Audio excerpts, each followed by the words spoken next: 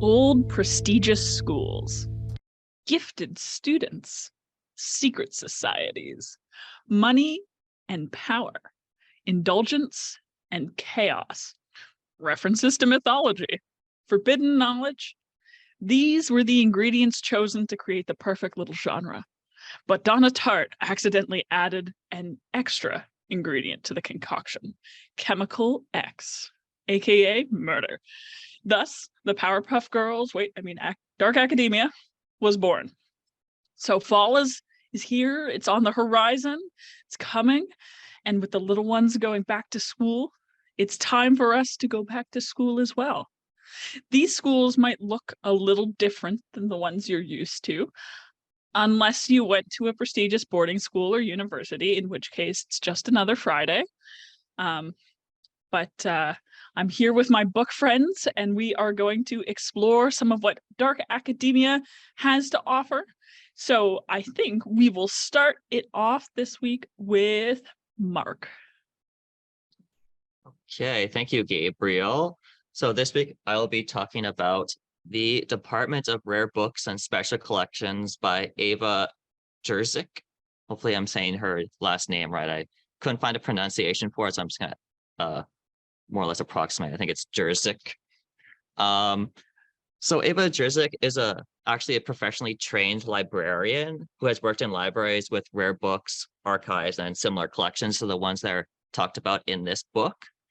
And she first got experience working in this environment as part of a student 1-year project, sort of like a student position at the Thomas Fisher Rare Book Library at the University of Toronto. She's still at the University of Toronto now at the Robarts Research Library, working in humanities collections. And this experience working in libraries with sort of these rare collections, these sort of manuscripts and medieval and earlier works, definitely influenced the way she sort of structured this novel. And some people have sort of speculated that some of the characters in the book may be based on real people and things like that, but she sort of said the reality has sort of been restricted to small little details of the character traits, like a colleague who still uses a Discman to listen to music at work rather than using a smartphone or Spotify or whatever, or the particular librarian's sort of semi-vain way of dressing is sort of the main crux of what she's borrowed from her professional experience. None of the people she's met have been so let's say out there as the people that are in this particular book. So in this book, it takes place at an unnamed university library branch that, not surprisingly, is the branch for rare books and special collections.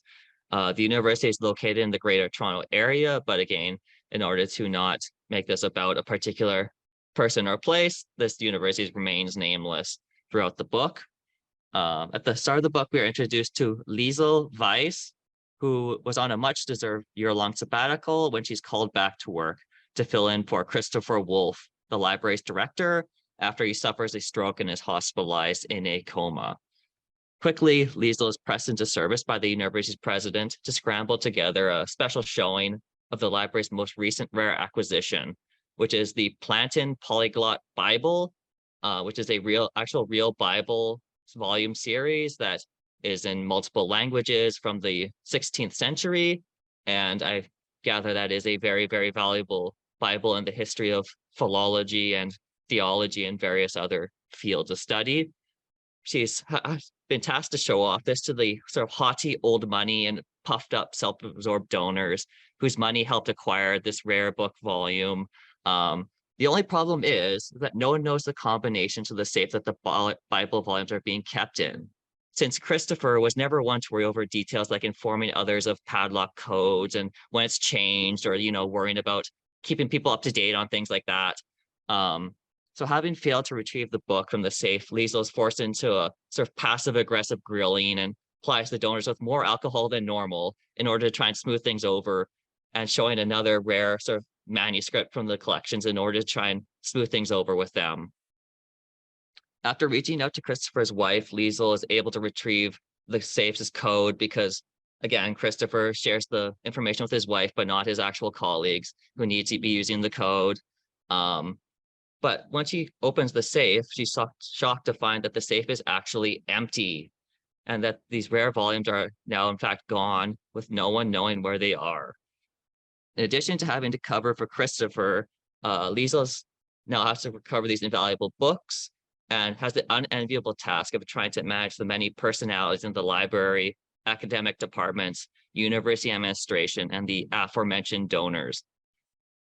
Among these personalities are her fellow librarians, Frances, Max, and Miriam, all of whom harbor suspicions and old resentments towards one another for both professional and personal reasons. There are the demanding scholars, all of whom repeat the same mantra of how unique and special their research is, how important it is, how they need to make these special accommodations for them that they won't do for anyone else because of their special important research.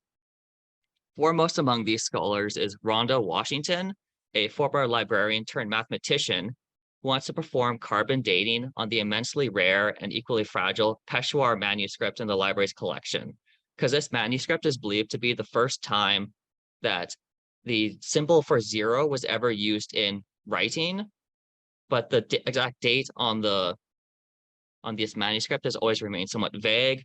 They don't know the exact dating of it. So that's why Rhonda has this interest in sort of using a scientific method for carbon dating to determine the actual date of it, to see if it's actually the first use of the symbol 0 or if it's actually from a different time period than originally believed. There's also the university president, Lawrence Garber. As the president of the university, his focus is first and foremost on protecting the university's reputation and maintaining a rosy relationship with wealthy donors and alumni. And nothing worries him more than fallout from a high-profile theft becoming public knowledge, or the loss of rare objects that donors have given towards and helped fundraise money for.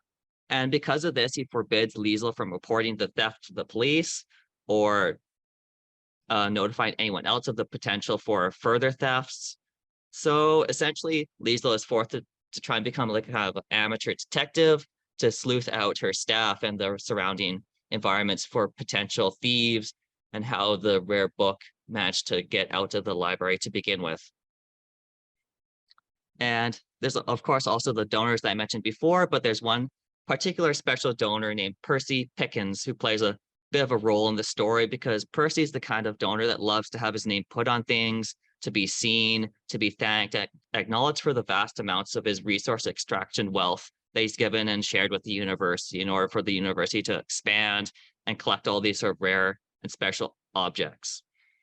It's this sort of assortment of personalities, issues, and competing priorities that Liesl has to balance while also trying to stay true to what she believes in, was best for the library, how to best go about retrieving the stolen plantain.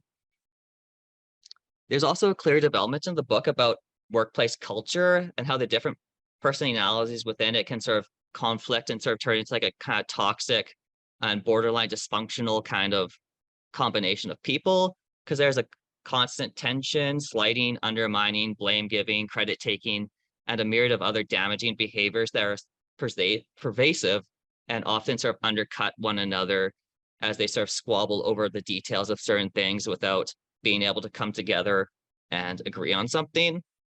It also shows how this may impact a person's mental health and sense of well-being, as we sort of see through Liesl's inner thoughts and dialogue, how the deteriorating productivity of the library and this conflict is sort of affecting her own sense of self, as well as another librarian, Miriam. Many of her personal issues sort of come to the forefront as well in the story that show how mental health can sort of become tied to the workplace and tied to someone's personal life. So yeah, it's sort of in this kind of situation that Liesl finds herself as she tries to find a way to retrieve the Bible, work through these kinds of relationships, and make sure everyone's all happy and rosy at the end of the day and no one's going to cut off funding to the university. So if you like a workplace mystery, discussions of old rare books, book history, or if ever wanted to sort of get an idea of what the inner workings of a rare books and special collections library can be like at a major university, then you may also like the Department of Rare Books and Special Collections. Oh boy, I can see why she consistently was like, this is not reflective of UFT. And this is absolutely not what it's like to work there. Because after hearing that, I would be also very concerned maybe that someone was going to come after me for my job or something like that. But also, it's kind of funny how much of that just does sound like a lot of universities. Anyway, so great. Thanks for bringing us that bookmark, because I think that's a lot of fun. And I think that also shows, that dark academia as a genre doesn't necessarily have to stop at the students. It could be about the teachers. It could be about other staff that might work at like an academic institution, like a university, or even just sort of be researchers or scholars, because I think the point is the world of academia. And so in most cases, I think that ends up being the students, or at least a combination of the students and the teachers, just because as a student, you're meant to be learning anyway. And usually you're unraveling some sort of mystery. But yeah, it can really take almost any form, as long as it's connected to that age-old academia, for better or for worse. I think with that, I'm going to move us over to Fiona. What do you have for us, Fiona? Thanks, Gabriel. I am buzzing with excitement about my book. I just finished it this morning, and I am ready to get on to the sequel, even though it has not been published yet. I read Ninth House by Leigh Bardugo, so shout out to Sadie. This is Leigh Bardugo's, I think, adult debut. Usually she writes YA, but it is definitely in the genre of new adult. And it definitely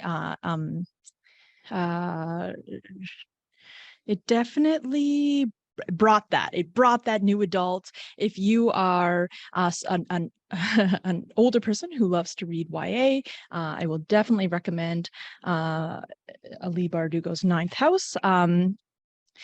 This is a book about magic and, yes, naturally, the dark side of the Ivy League school.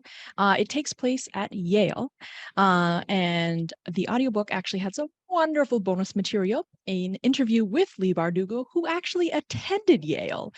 So that was very interesting. It made me think a little bit when you said, like, oh yeah, I can see why she wanted to separate this from U of T. I was like wondering how she managed to get away with all of these things that she said and then made them so specific to Yale. So the Ninth House is about Leafy. It is the ninth house. The preceding houses are all magical secret societies at Yale. But here's the thing. They really do exist at Yale. Presumably they're not like, summoning demons and stuff like that. Who knows? But they do exist. All of these societies, Manuscript, Wolf's Head, are real societies at Yale with these giant mausoleums. So that was pretty interesting to learn. But in the book, Leafy is actually the ninth house created to monitor these 8 magical houses. So because they have so much power, Leafy is created to sort of make sure that magic is being used responsibly. Of course, we'll see as the book goes on that things don't always go as planned. There is a lot of power at play to be used and manipulated, and money is always a good incentive for someone to go against the grain. So our book's main character is Alex, aka Galaxy Stern. She has a hippie mom who named her Galaxy, and guess what? She sees dead people. But in this world, they are called Greys. Alex has been seeing Greys since before she can remember, and has had some very negative interactions in which they actually push through the barriers and are able to interact with her physically. So She sort of lives her life in fear of these ghosts that she can see. She has one particularly upsetting experience that basically plunges her life into a life of drugs and crime. And after a culminating experience in which all of her friends die, she wakes up in the hospital with a delegate from Yale who tells her they know she can see dead people and they want to recruit her. It's an opportunity for her to turn her life around, and there is a big dollar value on it. Alex is designated the Dante of Leafy. That means she is the mentee to her mentor, Darlington, who is the golden boy of Leafy. And he harbors some resentment against Alex because he was excited to choose the perfect protege. But here she comes, a troubled child who just happens to have the ability to see ghosts, which is greatly sought after. So he reluctantly takes her on as his mentee. We do get two perspectives. We see Alex in the present day, and we also see Darlington in the past. And we get those two voices. So we know from the present day perspective that at some point Darlington has gone missing. On top of that, a town girl shows up murdered. And Alex knows that it is her job to find out if this murder is at all related to the houses. Despite being discouraged from looking further into it, she continues to press on, much to the dissatisfaction of the cop who has been roped into working with these houses. He's one of my favorite characters. He actually is like pretty cut and dry, like stereotypical, like hard-boiled cop, but their dynamic is actually like really a lot of fun, and he's very like doesn't want anything to do with magic. So it's a lot of fun when she's like, guess what? There's like a ghost behind you, and he's like, shut up. So I hope that he shows up in the future volumes. The mystery itself is actually a lot of fun, and I found myself really getting pulled into it.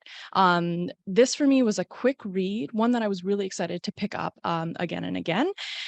It definitely has its issues, and I certainly have some critiques of it. For me, there was a lot of gratuitous sexual violence against women that I felt was kind of unnecessary, quite unnecessary. And there was some like characterization issues. I found like Alex is really more of a catalyst than she actually is a character. But there were enough likable secondary characters that I really found it compelling. There is a bit of a central love story, but just for people who are averse to that, it never really materializes on the page. So that was quite satisfying to me, because I was like, oh no, is this like this longing going to take up our entire focus? But it really never becomes central. And in the end, I really was rooting for Alex despite her sort of lack of characterization and her like general like I'm so brokenness. I also felt that Bardugo did a really great job of drawing attention to class issues and occasionally race issues as well in academia. So I appreciated that a lot, because we certainly know with dark academia that a lot of it is often centralizing that privilege, but she did a great job of then giving us like a foil to that, bringing in Alex as someone who had struggled throughout her life, and comparing that to the privileges of the people at Yale and in these societies who essentially were just playing with magic. And really taking that for granted. So there's a lot of dark rituals. It's quite violent. And occasionally characters may wander into the afterlife and have a look at what that is like. So it was fun. It felt fresh to me. I'm more interested than in Ivy League secret societies than I have been in the past. And like I said, I'm very much looking forward to the follow-up, because it does kind of leave you on a cliffhanger. So I sort of get this feeling that we talked a lot about the Raven Boys last week, and I get the feeling that if you like that kind of book, you will definitely enjoy Ninth House. It's very plot driven and exciting. It brings in cool elements for you to unravel, but there are certainly some frustrations with characters and occasionally with writing. Overall, it didn't ruin it for me, though. Very much a compelling read, and I'm gonna totally pick up more Leigh Bardugo, because as of yet I have only watched the Shadow and Bone series, so I've got a lot there. I know, gasp. So thank you for introducing us to this subgenre, Gabriel. I think I will definitely be looking into some more dark academia in the future. You had me at the fact that the main characters are named Galaxy and Darlington. Wild names, absolutely wild names. Galaxy does sound like something that would be kind of fun to almost pick out for yourself, but maybe not if your parents gave that to you and you're just sort of saddled with that for the rest of your life. Actually, you mentioned the fact that dark academia, I think, often is a genre that's very prevalent when it comes to talking about class issues, because it's almost a trope in a lot of books to have the main character be someone who isn't used to the world that they're walking into, whether that be Blue in the Raven Boys, whether that be Alex in this world, or even again, if we talk about one of the OGs, if we go back to The Secret History, Richard, the main character, is also supposed to have been there on a scholarship. It's one of those ones where you're just this doesn't quite make sense, but he is not supposed to be of that world. And I think I had forgotten to mention it when we were talking about the Raven Boys, but it almost feels like that's the kind of perfect series that you can only enjoy if you were really into Orin High School Host Club as a child. I'm just putting it out there. As someone who enjoyed Orin High School Host Club, I'm yeah, they're insufferable. And there's sort of questionable ethics around a lot of the stuff they do, but also some wacky hijinks, some fun times. Maybe it's a little darker, maybe it's a little bit more Western, but at its core, would Tamaki not look for a dead Welsh king? I love him, so I'm not sure what you're talking about. But also, is there is there an opposition to dark academia, which is just I don't know, light academia? Is it just Oron Host Club? So it depends, because as with a lot of these weird subgenres, it's also a fashion style. There is a light academia fashion style and a dark academia fashion style. But in terms of literature, I would assume light academia is probably heavier on the can we say elements of Catholicism that sometimes come into boarding schools, and also potentially just ignores all of the things that dark academia is supposed to be critiquing about these places, because I don't know what the other option is. So I hope, if there is a light academia, that there's something more to it than just not dark academia, because then I don't see what the point is. Just maybe blind positive academia would be a better word, I think. So with that note, I think we're going to see what Virginia has for us. Definitely no light academia here for you. I can assure you that for today. So the book that I have got for you today is one of my most anticipated books for 2022. It's one that I've saved for this episode to talk about, been waiting to read it. And it's from an author that I am absolutely in awe with. I'm of course talking about R.F. Kuang, author of the Poppy War series, which you've mentioned on this show a couple times. A brutal military fantasy that you would have think came from the mind of someone with years of experience, but no, that was her debut series. And she is now on her fourth book. This is her fourth book, very different, but equally immersive. And all the while she is studying and doing her master's degree at Cambridge and then at Oxford, and now she's doing her PhD in the States. Like, R.F. Kuang, where did you find the time to do all of that at the same time? I'm just floored by just the sheer amount of talent, but also the discipline and the hard work that I'm sure she has to put into doing all of that at the same time. So respect to you. And I feel like she, not just the book, but also she herself totally, truly embodies the idea of an academic. So the book that I have, the latest book that she's got, just came out this week, is Babel, or The Necessity of Violence, an Arcane History of the Oxford's Translators' Revolution. I mean, how academia is that title, even just that in itself. This is a story of Robin Swift.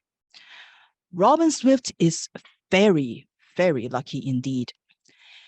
That morning, he thought he was going to die. He's caught the plague, just like most of the people in his coastal town in the province of Canton in China.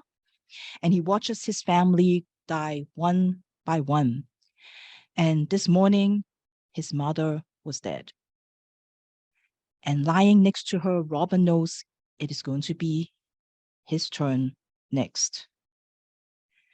Then there was a knock on the door, but he was too tired to get up. He heard the door open, and a white man that he has never seen before came inside. The man walked up to him, and Robin just couldn't even say a word because he was just completely out of energy. And the white man took out a bar of silver from his coat, and he put that on Robin's forehead. And the white man whispered two words, one in Chinese and then another in English. And then suddenly Robin feels this sweetness in his mouth, like dates. And then he lost consciousness. When he woke up, he felt fine. He felt strength has come back to him. And the white man told him that his name is Professor Lavelle, and Robin is cured. But not only that, the professor is going to offer Robin a chance to start a new life in London. He will take Robin as his ward, and together they're going to travel to London. And there, all Robin has to do is to promise that he will devote every ounce of him to his studies of a curriculum of the professor's choice. Robin doesn't know why he's chosen, but he knows he is so lucky that Professor Lavelle chose him. Out of all the Chinese boys that he could have picked, he chose him. In London, he spent 6 years studying, just like Professor Lavelle said. And he had private tutors that came in to teach him ancient Greek, Latin, and to keep up with his Mandarin. And then one day, after 6 years of studies, he was told he has been admitted to the University of Oxford. One of the only 4 students that has been admitted to the Royal Institute of Translation. Oxford is everything that Robin dreams of. It doesn't matter whether there's grueling work, that there's impossible demands and expectations of the professors. It doesn't matter that he spends nights after nights toiling over their translation assignments. He loves the life as an Oxford scholar. He loves the fact that he's surrounded by people with the same thirst for knowledge, just as him. He loves that everyone has the same passion for languages, just like him. But it doesn't take long for other students at Oxford to tell him and his fellow first years that they don't belong.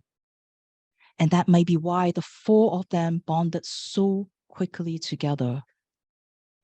The Royal Institute of Translation, more commonly known as Babel, which is aptly named after the building that the department is located in, is the only department that takes in foreign students, that takes in students of color. For obvious reasons, because at the Royal Institute of Translation, they need students who can speak other languages fluently.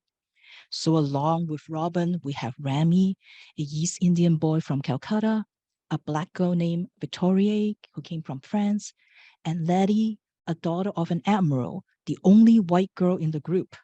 But being a girl, still not right, and still doesn't fit what an Oxford scholar should be. And perhaps out of necessity, these four move as a group. Robin can sometimes pass as white, but Rami, with his brown skin, everybody knows that he does not belong. So often he will not be allowed to go into places unless he's with the others. The girls, well, nobody thinks that they are real students, and nobody believes that they are real students because they are girls. They must be the maids of Robin and Rami. And so again, they are often not allowed to go to places unless they are all together. But despite all of that, it doesn't matter because the four of them would not trade their lives as in Oxford for anything else. And being part of the Royal Institute of Translation probably helped because the institute is held in high esteem. And you might think that, oh, well, that's just a department of students. They're poring over books, arguing about grammar or the correct way to translate a word. No. The Royal Institute of Translation is the most powerful institution at Oxford because they are the ones who supply and control all the silver that is used by the British Empire. You see, in Arab Kuang's world, the British uses silver, and the silver on each of the silver bar is transcribed words on there in 2 languages usually. And what the silver can capture is that magic that is the nuance that is sort of lost in translation. When you try to translate a word from one language into another, there's often like not the perfect translation. There's always some part of the meaning that cannot really be translated. And that is where the power is. And the silver can capture that power and use it to run trains, to light lamps, to do all the things that the British Empire needs. And the only people that can do that and that can empower these silver bars is the students and the teachers and the professors at the Royal Institute of Translation. So despite the fact that the 4 of them are students of color, that they are being they're despised by the other students, they kind of have to be tolerated because of that. But one night, Robin was walking home and he saw 3 people in black. Thinking that, oh no, like I don't want to be harassed by other students because they think that a Chinese boy shouldn't wear a black Oxford gown, he tried to like hurry by. But then he saw one of the figures, and this boy looks exactly like him. It's like looking into a mirror. And when the person saw Robin looking, he said, please help us. Robin couldn't resist because he wants to know, like, who are you? Why do you look like me? And so he walked closer and he see that the people there were trying to pick these stuff up that they have fallen out of their bags. And there on the floor is silver bars that Robin recognized can only be found at the Institute. Thieves, Robin thought, they stole from the Institute. And his doppelganger asked again, please help. I need you to say these words. I'm not strong enough to do so. and he pointed at the words that are inscribed on one of the bar that the man was holding. Robin reads the words out loud, and suddenly everything surrounding them changes. And Robin knows, just like the words that he has uttered, they have turned invisible. The three people quickly gathered everything and started to leave. And his doppelganger turned back to Robin and said, "Meet me at the twisted root, and I will tell you all about this tomorrow." Robin doesn't know what to do. He walks home. He's like, I really want to know who this person is. But if he goes, then he may jeopardize everything that he's had at Oxford. Babel is a book for anyone who loves languages, who loves linguistics, who are fascinated by words, by meanings, by etymology, by how words come from other words and how their meaning changes and evolves throughout time.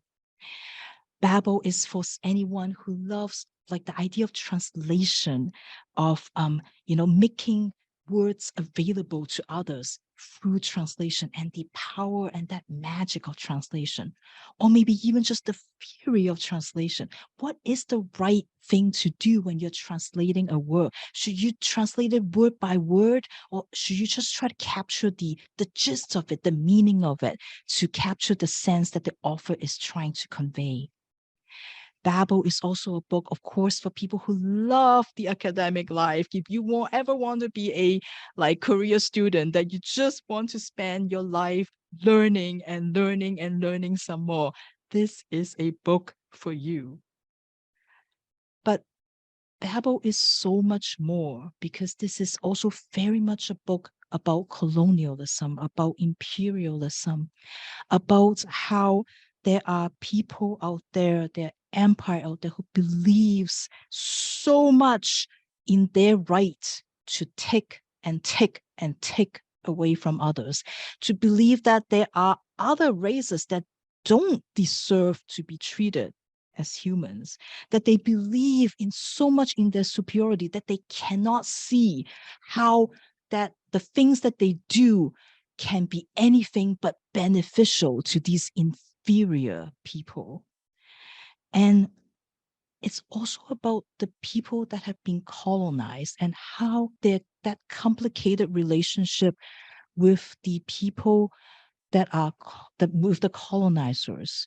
When we hear Robin, who is trying to adjust to the life in England, every time when thoughts of Chinese pop into his mind, he will squash them because he did not want to be Chinese anymore. He wants so much to belong to, and he has been indoctrinated to think that, yes, I am indeed inferior. Yes, I should do everything that my savior asked me to because I am indebted to them. That relationship is captured so well in this book. It's just amazing how Kuang sort of captured that, and I would like to think, I don't know for sure, but I like to think that her life and the time that she spent in Oxford probably informed her a lot on this, being a student, like being a Chinese person, and also being like a woman in there. Like I think a lot of it is sort of can be found in this book, and she did that so well. And the whole idea that translation, that professors like to argue, is always about distortion, is inevitable. And so what it is, like what we're trying to do, the question is not about whether it should be distorted or not, but is that how do you do it out of deliberation? I.e., how do you take advantage of all these other people, of their languages, of their resources? How do we take them and make it our own? When we're talking about tropes for dark academia, one of the things that Ara Kuang said in one of the interviews is that in dark academia book, it's always a desire on the part, just like what we talked about earlier, of a protagonist who's usually an outsider, who want to be part of that inner elite, who want to be part of the club. And I think Ara Kuang raised that a little bit by putting in 4 characters, or at least 3 of them, I should say, probably, that are that are people of color who are trying to understand, who are trying so much to belong, even after they see all the issues, even after they see all the problems of this institution, they still want so much to belong. So I have so many thoughts about this book, as you can tell, trying to process all of this. But I think this is a book that really should be read by anyone who loves all the things that I talked about earlier, and especially give you just want to see what this, like, I can't wait to see what this author does next, because it's just amazing how amazingly different this is from the poppy world, but also just as thought-provoking. So again, please pick this book up. It came out this week. It is Babel, and I will not repeat that very, very long title, but Babel by R.F. Kuang. All right. That was a really cool one, and a really, I think, unique in a lot of, I don't usually think of translation, even though it features heavily in a lot of dark academia works. I don't think it's really gone into much beyond just like, ooh, there's some Greek philosophy that we can pull out and sort of talk about, but actually talking about like both the academics behind it, the power structures, and then sort of like bringing that back into the general world and stuff. That's really, really cool. And my book this week, I think actually there is an element of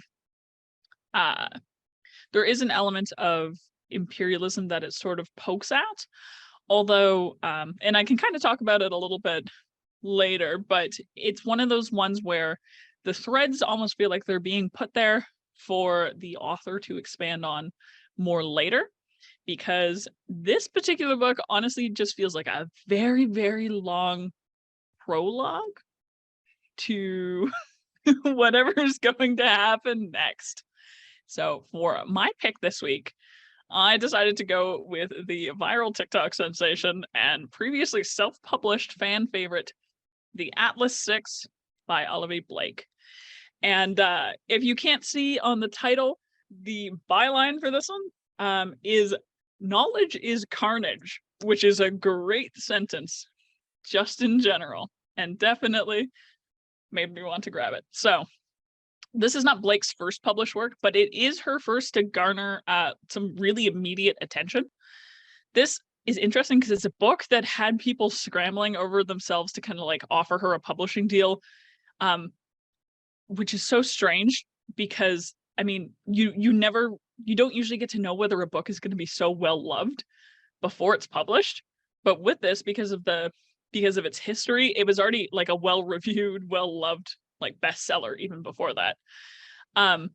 For those of you who might run in the circles of self-published series, it almost kind of reminded me of the All for the Game series, which is not one that I would recommend to anybody, despite the fact that I enjoyed it quite a bit. Also known as sometimes the Foxhole Court. But so if a series like that were ever to kind of decide to go legitimate, it seems like it would kind of come out like the Atlas 6, with the exception that the Atlas 6 has actually been edited. Versus some of the other stuff that I've seen that maybe could have used a second set of eyes. It was brought to my attention when a friend of mine actually started a conversation by going, "Have you read this? Have you read this yet? It's up your alley," but I didn't like it as much as TikTok made me think I would.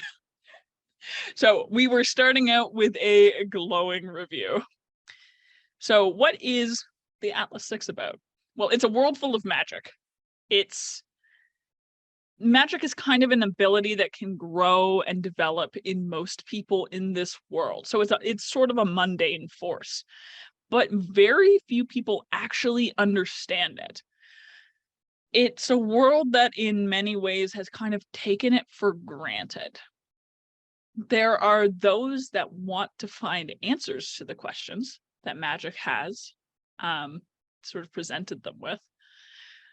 But they also know that these answers might already be hidden away somewhere, because this is not just a world full of magic, but a world full of secret societies, which may be a little bit different than the secret societies of Yale, which we do know exist. These are definitely secret societies that are devoted to actually understanding magic. It's sort of almost like a competitive thing, like they are kind of clubs that are going against each other to try and figure out the most. So I guess it's a little fraternity-esque as well. One such society, the Alexandrian Society, is one of the best in the world.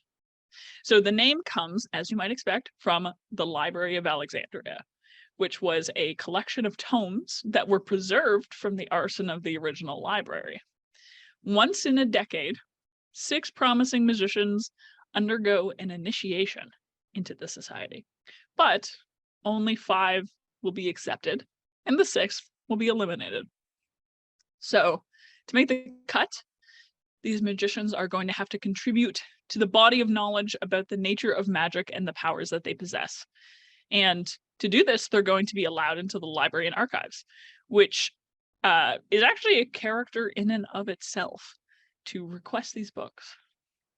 The requests are frequently denied because of how precious the knowledge is. So this is a world in which knowledge is something that is not guaranteed, even if it is out there, which I think is actually where a lot of the things that point towards I guess like the question of colonialism and imperialism come in, because it's very much a book that is willing to grasp and kind of grapple with that concept, that very like imperialist concept that not everyone is entitled to knowledge, and that if you give knowledge to the wrong people, then it can be used for the wrong reasons, as opposed to anybody should be able to attain the knowledge that they want. It's like a very practical paywall, almost. Not paywall, because you can't really, I guess, get around it that way, but there's definitely there's no open access manifesto in this world. These characters are trying very hard to get at some of the tomes, and it's just kind of denied to them. So it's a struggle between all the characters to be the most industrious, the most intelligent, the most creative, all in order to become one of those powerful and wealthy members of the Alexandrian Society. The cast of characters reflect that. If I were to use Harry Potter terms, I think it's a bunch of Slytherins. They have very different powers, and they have powers that they don't even really know the extent of. So for our characters, because when I say that this is sort of like a prologue to the other books, it's a very character-driven piece. And this is another one of those books where I think it's so divisive, because if you don't like the style and you don't like those characters, you are in for just a slog. But if you do like the characters, then it's a great time. So it's one of those ones that's kind of hard, because it depends on, I guess, like your own tastes, but really, really is a character piece, and is just heavy setting up the dynamics between all of these people. So first we have Libby. She's a high-strung and opinionated individual. She has the ability to bend matter to her own will. So she works hard for everything she has. She fights for what she believes in. And as with most good, I would call this definitely a YA affiliated, even if it's not technically a YA book. And so some of the dynamics between the characters kind of, I think, reflect that. So she, above all, hates Nico. Nico is charming and rich and seems to have breezed through life getting everything he wants. So his emotions can affect the world around him to a startling degree, kind of like if pathetic fallacy was actually a threat. Like if you're sad, it's not just raining outside, like it's really raining. It's coming down. You've got some acid rain. So that kind of thing, which is pretty interesting, because the magic in the world, there are some that sort of manifest in more physical, like outer magics, and then some that are more like mental, or more in regards to the way that you interact with other people. So we've got kind of a mix of those different powers and magics in the different characters. We also have Tristan with his sort of ladder climbing ambition, and a dark shadow from family's criminal past. We have a lot of, I think everybody wants to be a little bit of a bad boy in this. It's just which kind of bad boy you want to be. If you've seen the old Onion headline, it's an entire department full of I guess, loose cannon cops, essentially. They all just want to have some of the same stereotypes in different ways. So Tristan's interesting because he can actually see through illusions. And so having a character you can't trick in a group of liars and people who are trying to stab each other in the back makes for a really interesting dynamic. We have Reina, who's the most powerful of them all, arguably, because her hands kind of have a grip on like life itself. So nature surrounds her, it seeks her out to the point that she kind of shies away from it. And honestly, she's kind of relatable because mostly she just wants to be there for access to the books. She's probably the least interested in actually competing for this. And then we have Parissa, who's a telepath, master manipulator. She's really the femme fatale character who's kind of weaponized it into a little bit of a honeypot for those who like heists and crime novels. So she wants to have control over things. And so she uses kind of her beauty and things to do that. And then lastly, we have Callum, who's legitimately a little bit terrifying because not only can he sense your emotions, he can crank the dial on them. So you can turn a little bit of annoyance into seething rage. And so he's there kind of to be entertained. And if this whole story has sounded a little bit like Big Brother or like reality TV, Callum is there to make that prediction come true. He's going to make all of these things a bigger deal than they should be.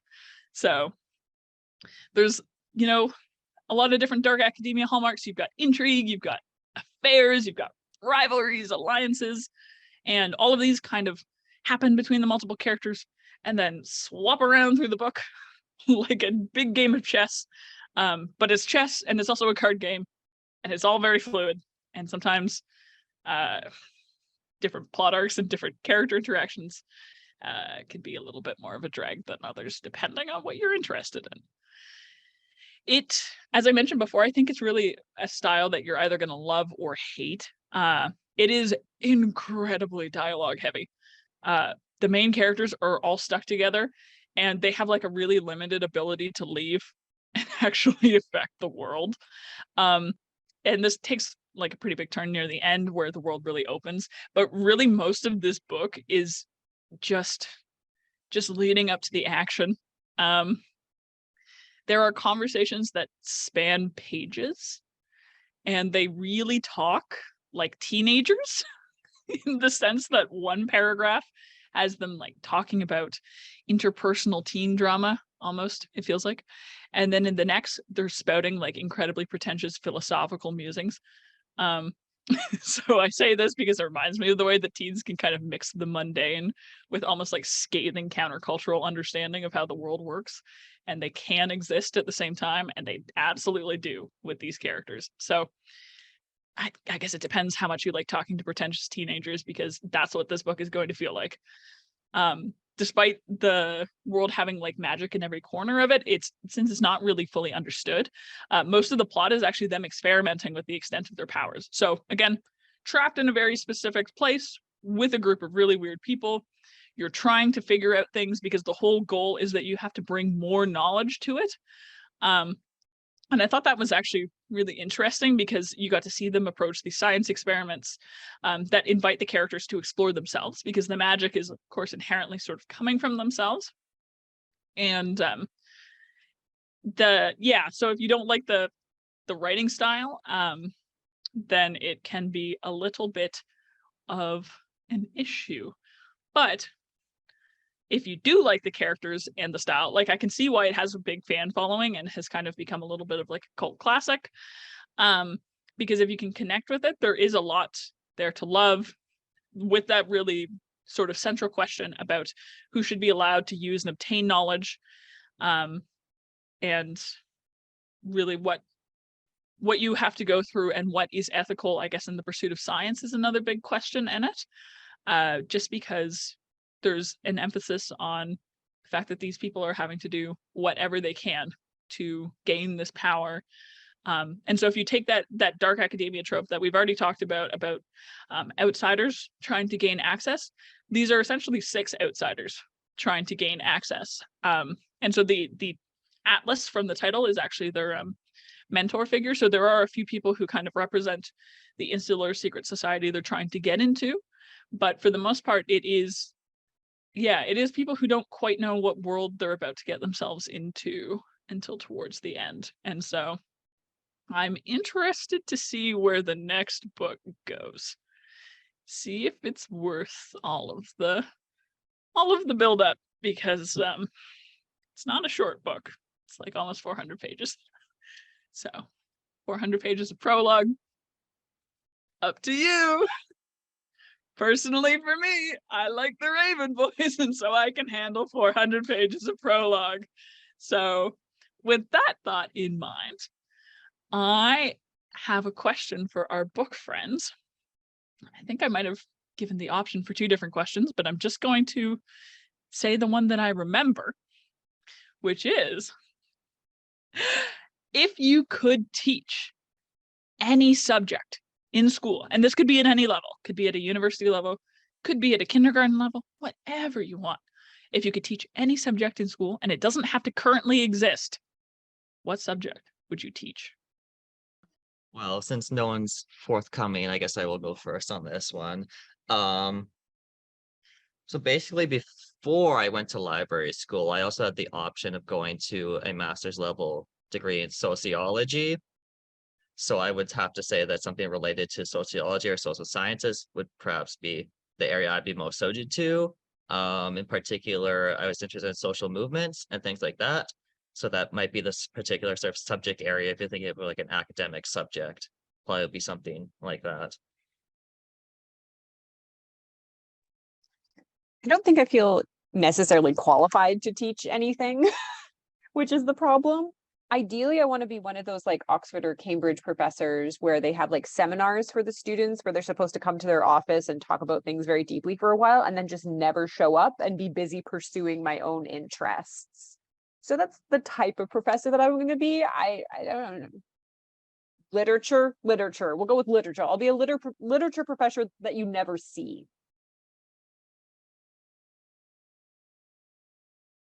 I don't think being qualified was one of part of Gabriel's things, so I was just gonna go whatever. I think same thing. Like I was just thinking about like, well, but still, I kind of feel like, well, I don't know. I think I will probably go with doing a psychology professor. Specializing in memory, because like I know psychology professor probably has to do a lot of their own research, and I'm hoping that would be something that I get to do because I'm like fascinated by that topic. So yeah, so memory, brain science type kind of psychology. Again, don't know anything about it, but maybe. I'd love to go with something like really niche, but I can't think of anything right now. So I would just say high school art. I would like to be a high school art teacher. Not very dark academia. I kind of see myself more as that like fun mentor who maybe the kids feel comfortable coming to when like all of the magical hoop hits the fan.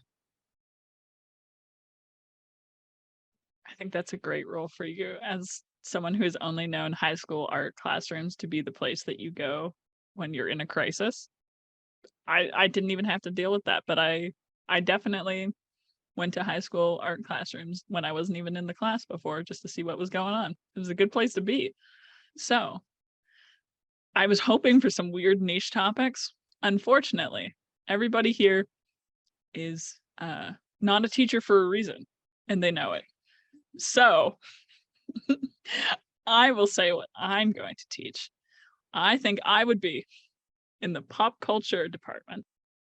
And specifically, I think I would be known for a class on action movies and masculinity in North American culture. So I've seen it all. I've seen the John Wicks, I've seen the Mission Impossibles, and I have a lot to say about why we love them or hate them and how they serve a very specific purpose in society. So I think I'd have fun. Or I'd be a Cold War prof. But I'd be the kind of fun Cold War prof that like tries to recreate strange dishes from the different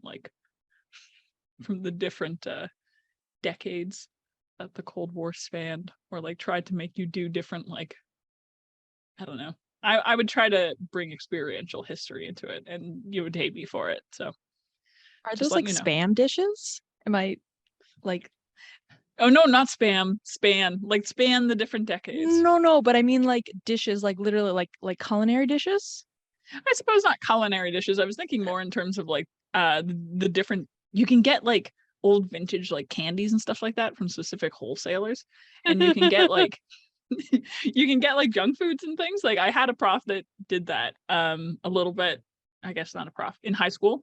And so we would have like decade parties. And it was very cute and kitschy, but I think I would try to do something a little bit more manageable, because this would probably have to be a university level course, because I can't see a high school letting me teach it, which is too bad, because I think that all of the football kids would take my class and then unfortunately be inducted into gender studies. So there's a missed This opportunity. just in, university professor poisons their entire classroom with Soviet era candy. Made in Chernobyl. All right, I think that leaves Kareen. Kareen, what do you have for us this week?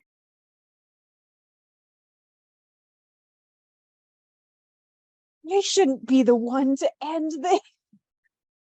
Maybe like Virginia, if you go in and kind of like swap some things around, because I am going to try to talk neutrally and factually about the book that I chose. Yes. So you have probably heard of Catherine House, the college or university or think tank that was featured on 60 Minutes, or maybe you watched the Shiner report or the subsequent trials about the plasm that was developed on campus that seemingly has a pseudo-scientific ability to heal or make whole anything that it touches. Perhaps you have heard about their cult-like reputation, where you are inducted into the school leaving your life behind. And they really mean leaving your entire previous life behind. You are allowed to bring nothing from the outside onto the campus of Catherine House. That means you leave behind your clothes, your pictures, any personal mementos. And for the 3 years that you are on campus, you are not allowed to contact family, friends, acquaintances. You're not allowed to eat food from the outside. You are not allowed to listen to music from the outside. You are not even allowed to talk about your life before you step foot on the Catherine House campus. The person who you were before is done. And under the leadership of the mysterious Victoria, at Catherine House, you will be reborn. You've probably heard about Catherine House from the 2 presidents that went onto its campus, or the numerous Nobel Prize winners in science, literature, and the other ones.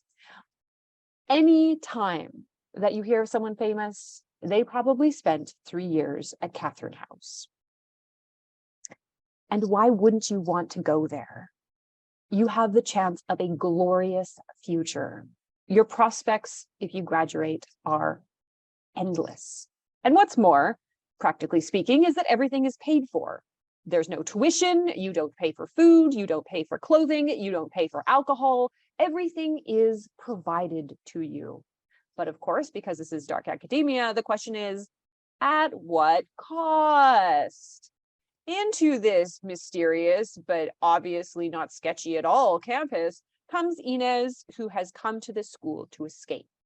So unlike one of the tropes of the dark academia, where someone is really wanting to fit into this campus and to belong and to really like be amongst their peers, Inez could care less.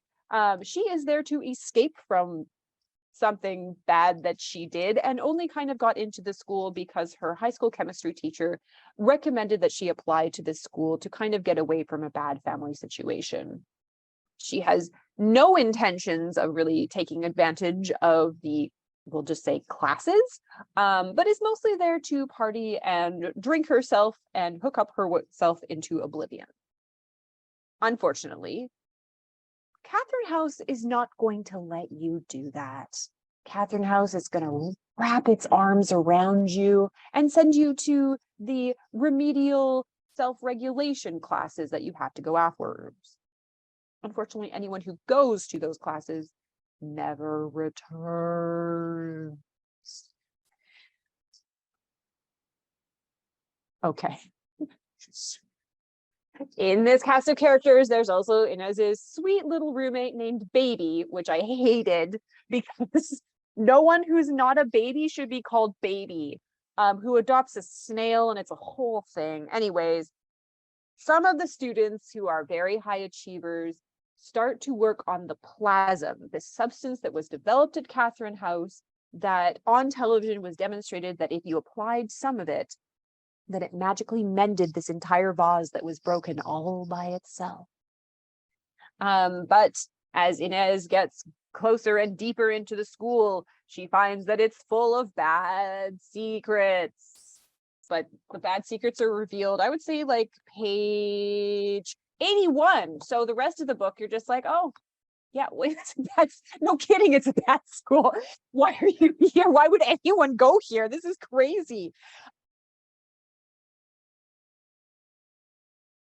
It's a bit of a slow burn, atmospheric, meditative novel about life choices and how universities are evil. Very, very evil. But honestly, quite frankly, if someone was paying for my entire tuition, I think I'd be okay with the evilness. Like, it was mildly evil. Well, if you're okay with Soylent Green, then this is fine.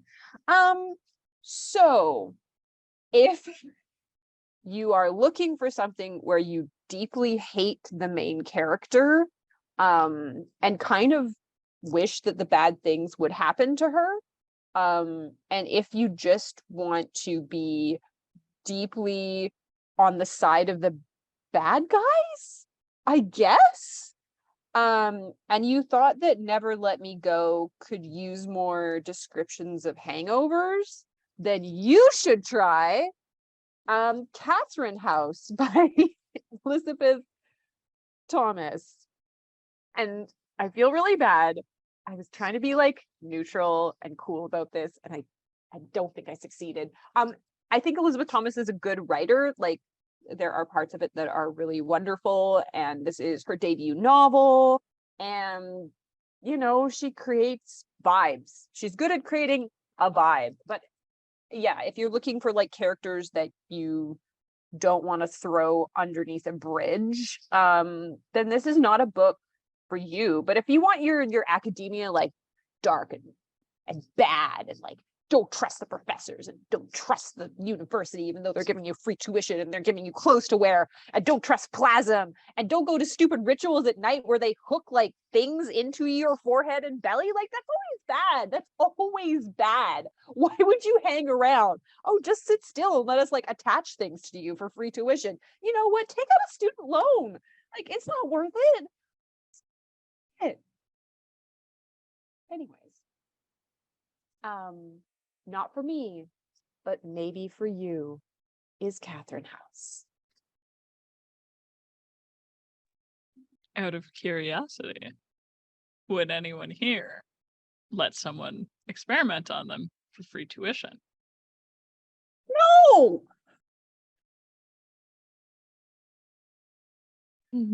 Yes.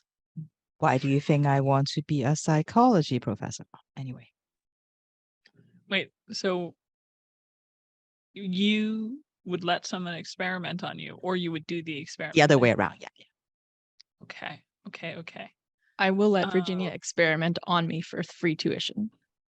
I do think that I would consider letting Virginia experiment on me for free tuition, but I also know what Virginia reads. Virginia is like a very I would say well-balanced individual, but the stuff that you read is just like so out of pocket that I don't know if I could trust that when it comes to just like an experiment. So the real horror of dark academia is that post-secondary education should be free. Because the fact that this is even a question that could come up, that is the problem. The whole ideas of like class and exclusionary nature are because it costs so much to go to university or college, and it should be free. That is the real horror of the genre. And of course, there's also the fact that almost all of it takes place in Ivy League schools, which you have to pay even more to go to, and it's more exorbitant. And supposedly you get a better education there, but as far as I've heard, I don't think that's actually true. So so dear listener, if you've ever considered going back to school, or perhaps going to school, ask yourself, what will you put up with to be able to get free tuition, to be able to be accepted into whatever social group you choose, perhaps scout out the frats and the sororities beforehand, figure out how likely the people in this particular sorority are to make you participate in strange rituals, and also trust no one, because that's the only way you're getting through it. College parties, a terrifying time. Stay at home, play D&D like the rest of us. Okay. I hope that you picked up at least a few books that seem interesting to you if you are someone who either loves the idea of school or actually loves school and wants to read more about it for some reason. Then come and add a little bit of mystery, a little bit of suspense, some murder to your studies. All right. That's it for us on Keep It Fictional. Thank you to all of my book friends for joining me, and we will see you next week. Goodbye.